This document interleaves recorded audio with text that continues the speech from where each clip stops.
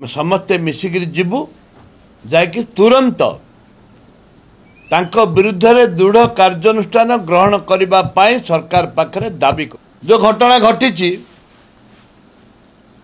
ताकू कांग्रेस दल कर्मी मान को गिरफ्त करा जाउछि।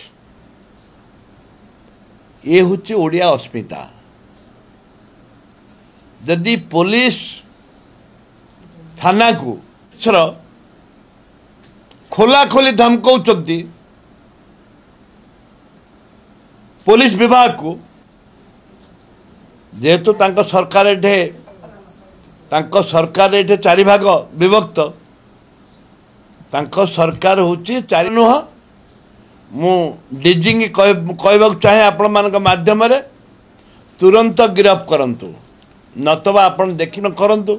आयुष्मान योजना विजु स्वास्थ्य कल्याण योजना परी हबो।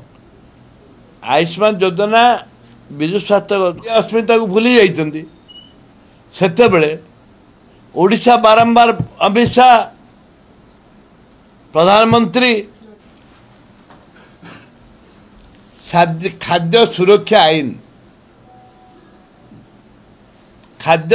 आईन व्यवस्था रखिछंती जति कि मु जानि सेटा लोक उपकृत हेबेनी।